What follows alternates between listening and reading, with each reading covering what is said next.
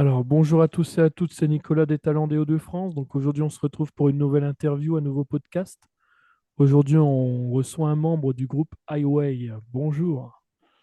Salut, salut Nicolas. Salut à tous les auditeurs. Alors, pour commencer, est-ce que vous pouvez justement nous raconter un peu comment le groupe Highway est né et comment vous avez trouvé du coup votre son distinctif?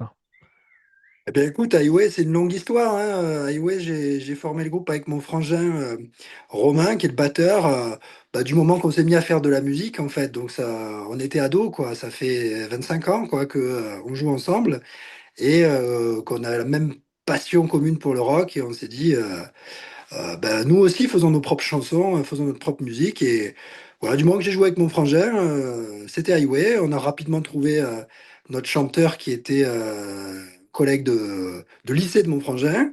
Et puis voilà, l'histoire est née il y a 25 ans déjà, hein. Et petit à petit, on a forgé notre son. Et par l'expérience, par les concerts, par les rencontres. Et du coup, on sort maintenant notre sixième album en avril. Voilà, voilà d'où est né le groupe, quoi. C'est une histoire de famille. D'accord. Alors, le nom Highway évoque immédiatement du coup la route, la liberté, le voyage. Exactement. Quel est le sens que vous lui donnez personnellement?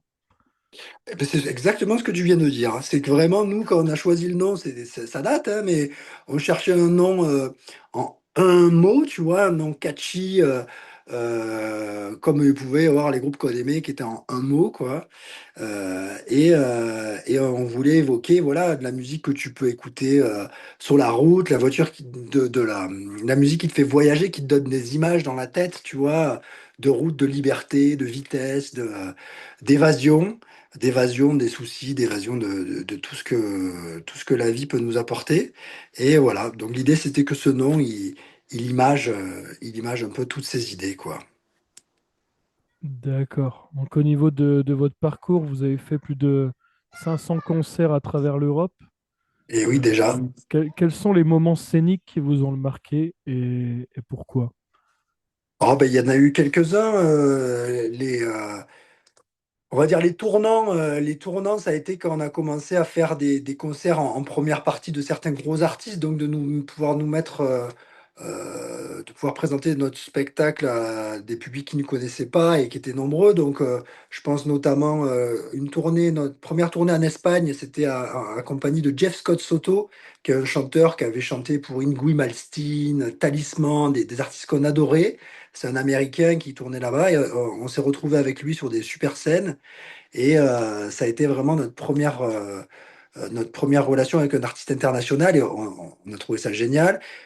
On en est même devenu amis avec ce chanteur qui a chanté sur notre quatrième album et on se donne toujours des nouvelles et c'est vraiment une belle rencontre née de ces concerts espagnols. Et après, comme autre tournant, ça a été la rencontre avec le public en Allemagne aussi, où là, on avait tourné avec Michael Schenker, qui était le guitariste qui avait formé Scorpion au départ avec son frangin et qui après a eu une carrière avec UFO et puis après en solo, hein. Donc c'est un guitariste mythique que moi j'adorais quand j'étais gamin. De pouvoir jouer avec lui, le voir tous les soirs, c'était un rêve, quoi. Donc ça m'a beaucoup marqué. Et puis voilà, ben, c'est toujours chaque concert, c'est toujours des rencontres, du plaisir, que ça soit en France ou ailleurs. On est toujours heureux de partager notre musique, notre passion.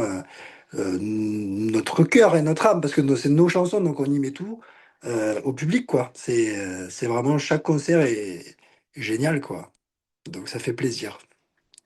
D'accord. Alors votre discographie compte plusieurs albums, effectivement. Est-ce que vous pouvez justement nous parler du plus récent du coup qui va sortir, Ouais, bien sûr. Last Call for Rock and Roll? Exactement, ouais. Donc celui-là, il sort en format digital et en magasin le 24 avril. C'est le sixième album. Celui-là, c'est vraiment un album qu'on a peaufiné dans ses moindres détails. C'est un album très riche, varié. C'est le retour vraiment au hard rock, mais c'est pas que du hard rock. Il se passe plein de trucs dedans. On voulait revenir à un son beaucoup plus électrique parce que l'album d'avant, on avait fait une petite parenthèse un peu acoustique, où on avait fait un album unplugged. qui nous avait permis d'explorer vraiment plein d'atmosphères et on s'était éclaté. Mais celui-là, on est de retour au Big Rock. Il y a plein de chœurs, il y a plein de surprises dedans. Il y a des il y a des gros solos de guitare, il y a du gros son, quoi. Et en même temps, c'est très ouvert.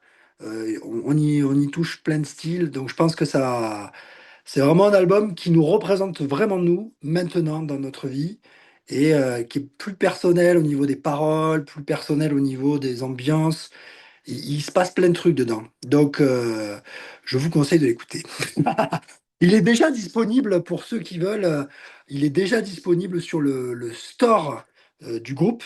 Si vous allez sur highwayrocks.com, sur le shop du groupe, il est déjà en précommande. Et on a quelques copies. On a, de manière privilégiée, le label nous a laissé quelques copies qu'on peut déjà vendre. Donc, si vous voulez la voir avant la sortie, c'est possible, en commandant sur le site. D'accord. Alors au niveau des visuels, j'ai vu également les clips qui sont très visuels, effectivement. Comment vous travaillez justement l'esthétique autour de la musique? Eh bien, là, on a essayé pour les deux clips dont tu parles. Hein, le premier single, c'était Highway, donc c'était le titre éponyme. Hein. Et là, on voulait vraiment montrer aux gens qu'on était de retour au rock, représenter le groupe en live.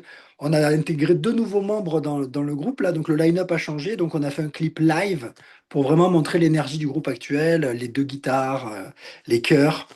Donc voilà, il y avait un petit clin d'œil à Queen parce qu'on est fan de Queen et qu'il y a du Queen dans cet album.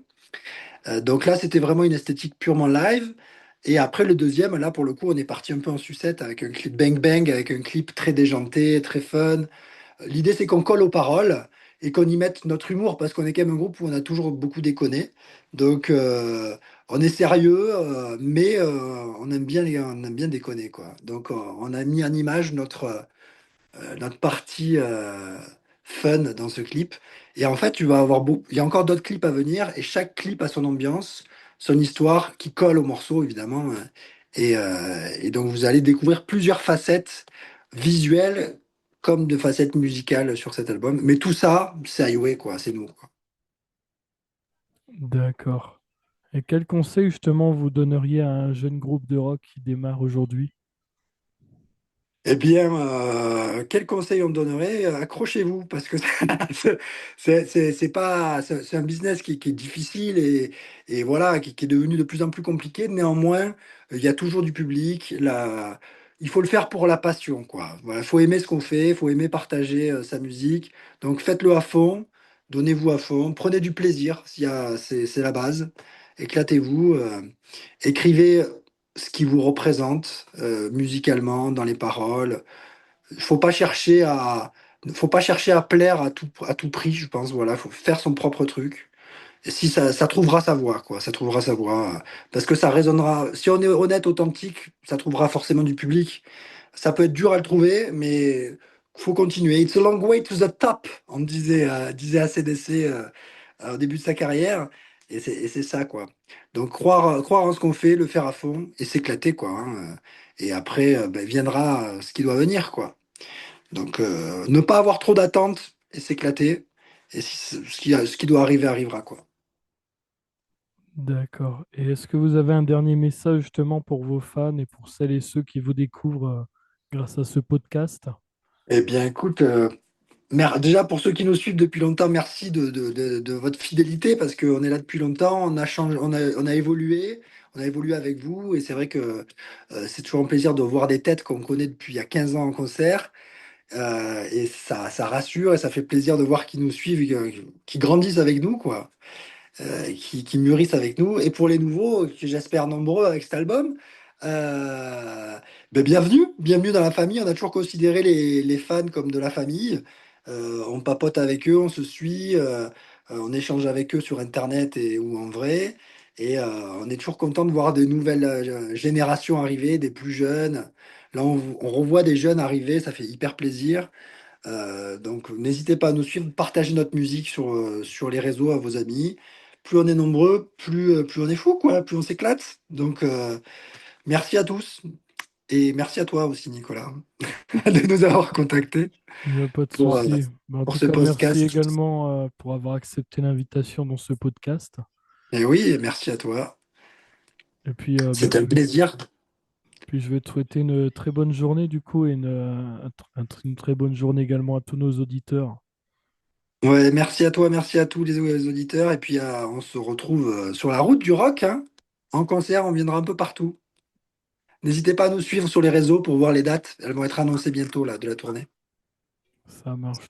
Je te remercie. Au revoir. Au revoir, merci.